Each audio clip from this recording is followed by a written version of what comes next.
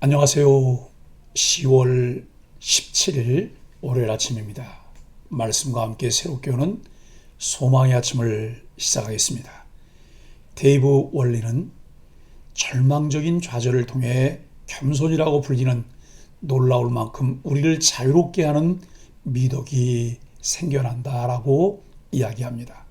욥기 40장 1절로 5절까지 말씀을 본문으로 하여 부족함을 깨닫게 하실 때 항복할 줄 아는 신앙이라는 주제로 함께 은혜를 나누길 원합니다. 하나님의 말씀에 욥은 어떻게 반응했을까요? 욥은 하나님의 말씀에 자발적으로 답변하지 않았습니다. 하나님이 답변을 강요하시자 어쩔 수 없이 답변하는 것처럼 수동적인 자세를 보입니다. 이러한 반응은 그가 하나님을 만나서 듣고 싶었던 부분을 제대로 듣지 못했음을 암시합니다. 욥은 하나님으로부터 왜 자신이 죄인 취급되어서 심판과 고난을 받아야 하는지에 대해 탄식하고 질문했습니다. 더 나아가 의인이 고통받고 악인이 잘되는 왜곡된 세상에 대해 탄식했습니다. 하지만 하나님은 이 질문들에 직접 답변하지 않으시고 세상과 동물들에 대해 말씀하셨습니다. 마치 욥의 인문학적, 신학적 질문에 대해 하나님은 자연과학적 답변을 하신 것처럼 보입니다. 그래서 욥은 하나님의 답변 요구에 마지못해 자기 의견을 내놓은 것 같습니다. 이것이 욥의 답변이 간결한 이유입니다. 욥은 크신 하나님에 비해 자신이 너무도 작고 비천한 존재임을 고백하면서 손으로 입을 가릴 뿐이며 더는 대답하지 않겠다고 언급합니다. 그렇다고 욥의 이러한 말과 태도를 부정적으로만 볼 필요는 없습니다. 이는 겸손한 자세이며 하나님의 말씀을 더 듣고 싶다는 간접적 요청입니다. 만약 욥이 첫 번째 하나님의 말씀에 불만이 있었다면 친구들과 논쟁할 때의 기세대로 하나님께 직접 따졌을 것입니다. 하지만 욥은 그러지 않았습니다. 아마도 욥은 나름대로 하나님의 말씀에 많은 교훈과 깨달음을 얻은 것으로 보입니다.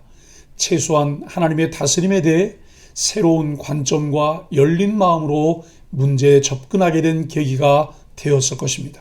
하나님도 이것을 목적으로 욥에게 말씀하시고 욥의 상태와 반응을 살피셨을 것입니다.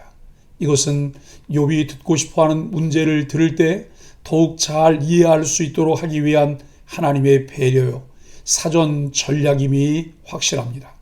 즉 하나님과의 첫 번째 대화는 더 깊은 대화와 문제 해결을 위한 준비 단계였습니다. 욥은 하나님께 온전하고 정직하여 하나님을 경외하며 악에서 떠난 자라고 평가받았던 당대의 최고의 의인이었습니다. 그런데 오늘 본문에서 하나님은 그를 트집 잡는 자, 전능자와 다투는 자, 하나님을 탓하는 자라고 부르십니다. 하나님께 이런 평가를 듣는 것은 너무나도 두려운 일입니다. 그렇지만 우리는 하나님이 어떻게 평가하시든지 그 말씀을 직면해야 합니다. 하나님은 우리를 깎아내리려는 것이 아니라 정확히 진단하여 성장과 회복으로 이끄시려는 선한 의도를 갖고 계시기 때문입니다.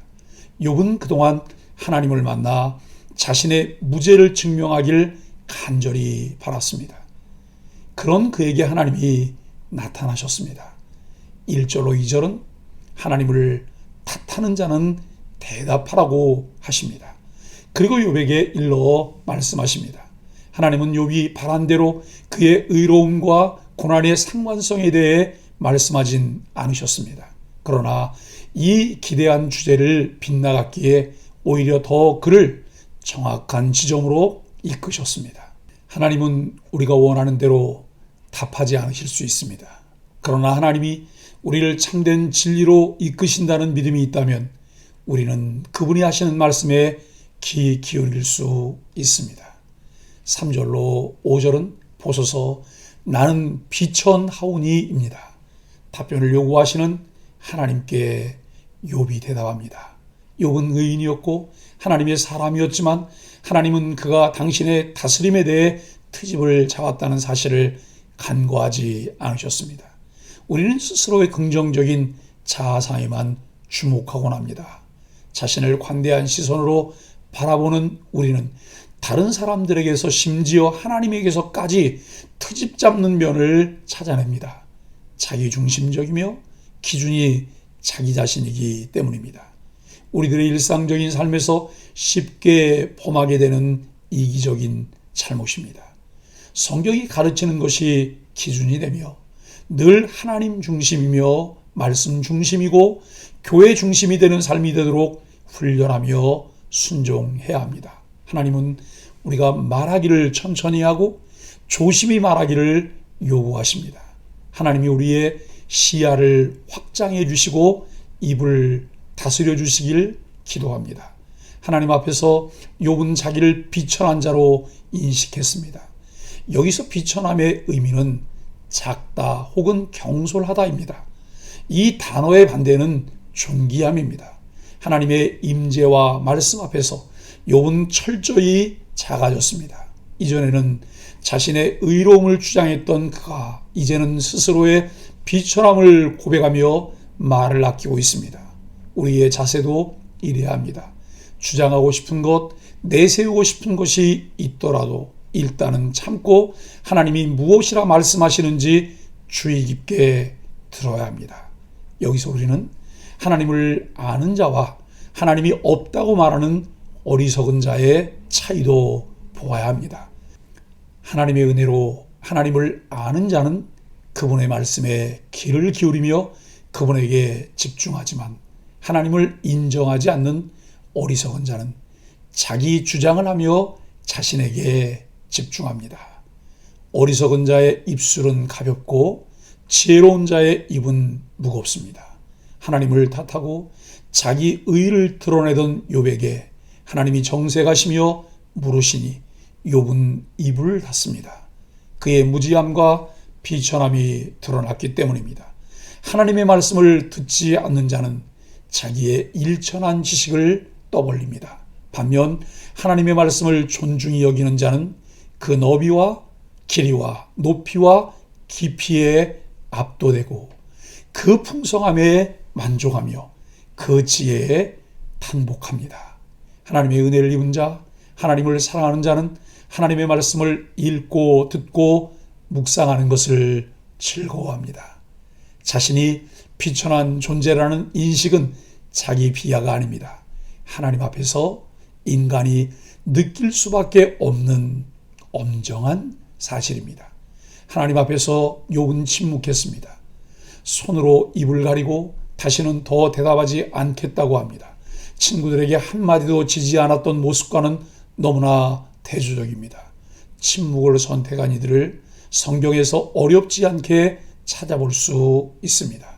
하나님의 마지막 질문 앞에서 요나가 그랬고 전도서에서 솔로몬이 그랬습니다. 변명하지 않고 침묵하는 것이 지혜입니다. 고요한 묵상 가운데 우리는 하나님의 마음을 깨닫습니다. 부끄러운 자신의 실체를 직면합니다. 이런 경험으로 신앙은 도약합니다. 하나님이 욥을 가리켜 트집 잡는 자라고 지적하셨을 때에 욥은 두려워서 물러나지 않고 겸허히 그 사실을 인정했습니다. 우리에 대한 하나님의 평가가 어떠하든 우리는 그것을 직면하고 부끄러움을 감수해야 합니다. 피하며 숨는 자가 아니라 적극적으로 하나님을 대면하며 문제를 해결해야 합니다. 사랑하는 소망의 가족 여러분, 하나님을 인정하십시오. 그리고 자신의 부족함과 그것을 해결할 이가 하나님이심을 인정하며 하나님께 붙잡혀 있음을 깨닫고 뒤로 물러가지 마십시오. 우리를 정확히 진단하시고 참된 진리로 이끄시는 분은 하나님뿐입니다. 하나님께 나아가 우리의 비천함을 고백하며 말씀해 주시기를 기다립시다. 자신이 누구보다 하나님을 더 잘 알고 세상의 지혜를 다 가지고 있는 양 열변을 토했던 사람이 하나님 앞에서는 손으로 입을 막을 수밖에 없었습니다. 재난을 당한 사람에게 이런저런 말을 해주는 것보다 그와 함께 슬퍼하고 고통을 나누는 것이 참된 지혜인 것처럼 하나님 앞에서는 우리가 가진 한계를 인정하며 하나님의 인도하심에 겸허히 자신을 맡기는 것이 지혜입니다. 내가 이만큼 의롭게 살았으니 하나님이 보상해 주실 것이라는 미숙한 신앙을 버리고 광대한 세계를 선하게 다스리시며 이끄시는 하나님을 신뢰하며 순복하는 소망의 가족들이 되기를 예수 그리스도의 이름으로 간절히 축복합니다. 함께 기도하겠습니다. 욥에게 대답을 요구하시는 하나님과 하나님께 대답하는 욥의 대화에서 비천한 인간의 삶에 개입하시고 인간과 소통하기를 원하시는 하나님의 마음이 느껴집니다. 원망과 불평을 쏟아냈던 우리의 더러운 입을 그리스도의 보혈로 씻어 주옵소서. 주님과의 친밀한 교제가 회복되게 하여 주옵소서. 예수님의 이름으로 간절히 기도합니다. 아멘.